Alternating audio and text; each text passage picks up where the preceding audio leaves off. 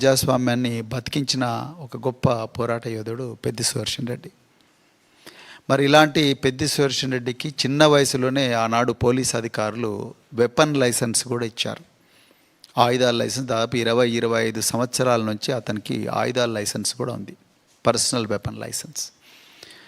అదేవిధంగా అతనికి దాదాపు 20 సంవత్సరాల నుంచి మరి పర్సనల్ సెక్యూరిటీ ఆఫీసర్స్ అంటే గన్మెన్లు కూడా రకరకాల ప్రభుత్వాలు ఇచ్చాయి. ఇక పెద్ది సుదర్శన్ రెడ్డి గారు మొదట మరి దుగ్గొండి జెడ్పీటీసీగా పోటీ చేసి గెలుపొందారు. తెలంగాణ ఉద్యమం ఎప్పుడైతే కేసీఆర్ గారు మలిదశ ఉద్యమం స్టార్ట్ చేసిండ్రో ఆ మలిదశ ఉద్యమానికి అట్రాక్ట్ అయ్యి మరి తెలంగాణ ఉద్యమంలోకి వచ్చి కేసీఆర్ గారికి అత్యంత సన్నిహితుడిగా, కీలకమైన పోరాట యోధుడిగా, సైనికుడిగా మరి వరంగల్ జిల్లాలో రాజకీయాలు నడిపారు. దాదాపు 8 సంవత్సరాలు జిల్లా పార్టీ అధ్యక్షులుగా ఉన్నారు. అదేవిధంగా మరి దుగ్గొండి జెడ్పీటీసీ కూడా గెలిచి ఫ్లోర్ లీడర్ కూడా వరంగల్ జిల్లాలో ఎన్నికయ్యారు. దాని తర్వాత సివిల్ సప్లైస్ కార్పొరేషన్ చైర్పర్సన్గా జీతం తీసుకోకుండా కూడా పనిచేశారు, ఏమాత్రం జీతం తీసుకోలేదు. అదేవిధంగా నర్సంపేట ఎమ్మెల్యేగా పలు అభివృద్ధి కార్యక్రమాలకు కూడా ఆయన మరి పాటుపడ్డారు. నాకు బాగా గుర్తున్న సందర్భం ఏంటయ్యా అంటే, నేను గురుకులాల సెక్రటరీగా ఉన్నప్పుడు పెద్ది సుదర్శన్ రెడ్డి గారి కోరిక మేరకు, సార్ భారత ప్రభుత్వం మనకి ఏవి సైనిక పాఠశాలలు ఇవ్వడం లేదు, నా నియోజకవర్గంలో అశోక్ నగర్ అనే ఒక పెద్ద స్కూలు, అది గిరిజన గురుకుల పాఠశాల, ఆ గిరిజన గురుకుల పాఠశాలను 120 ఎకరాలు ఉంది, దాన్నే ఒక సైనిక్ స్కూల్గా మారుద్దామని చెప్పేసి నాతో చర్చించి దాన్ని సైనిక్ స్కూల్గా మార్చి, ఎంత గొప్ప వ్యక్తి అంటే సుదర్శన్ రెడ్డి గారు, సైనిక స్కూల్గా మార్చి ఆయన వాళ్ళ భార్య స్వప్న గారు వీళ్ళిద్దరూ కలిసి, సత్యవతి రాథోడ్ గారు అప్పుడు గిరిజన శాఖ మంత్రులు, ఆమె సమక్షంలో వాళ్ళ కొడుకును 25% ఏదైతే ఓపెన్ కోటా ఉంటుందో ఆ కోటాలో భాగంగా వాళ్ళ కొడుకును కూడా అశోక్ నగర్ సైనిక్ స్కూల్లో చేర్పించాడు. ప్రభుత్వ సైనిక్ స్కూల్లో చేర్పించిన గొప్ప మరి ఆదర్శప్రాయుడు పెద్ది సుదర్శన్ రెడ్డి గారు.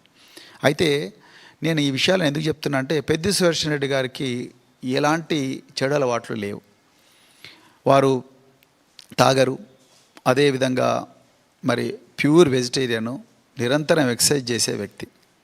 52 సంవత్సరాల వయసులో ఒక వ్యక్తికి అంత తీవ్రమైన గుండెపోటు వచ్చిందంటే దాని వెనుక ఏదో బలమైన స్ట్రెస్కు గురైంటారు అనేదే చాలా క్లియర్గా అర్థమవుతూ ఉంది. వారి కుటుంబ సభ్యులతోని, వారి సోదరులతోని, అదేవిధంగా ఆయనతో ఆప్తులుగా తిరిగిన, సన్నిహితంగా మెలిగిన వరంగల్ జిల్లా రాజకీయ నాయకులతో మాట్లాడిన తర్వాత నాకు అర్థమైంది ఏంటంటే, ఈ ప్రభుత్వం ఆయనను ఘోరంగా టార్గెట్ చేసింది. మరి పెద్ది సుదర్శన్ రెడ్డి గారు చేసిన పాపం ఏంటి? ఆయన చేసిన పాపం ఏంటంటే ఆదర్శప్రాయుడిగా బతకడం.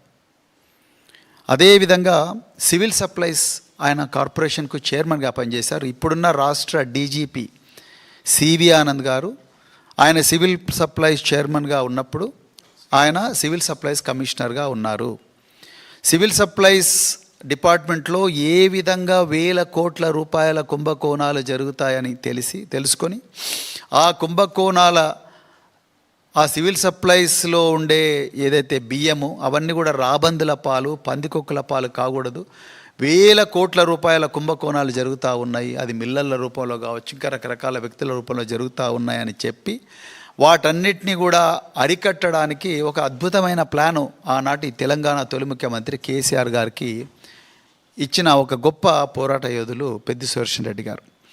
ఎప్పుడైతే కాంగ్రెస్ పార్టీ అధికారంలోకి వచ్చిందో 2023లో, ఆయన ఆల్రెడీ సివిల్ సప్లైస్ కార్పొరేషన్లో పనిచేసిన అనుభవం ఉంది కాబట్టి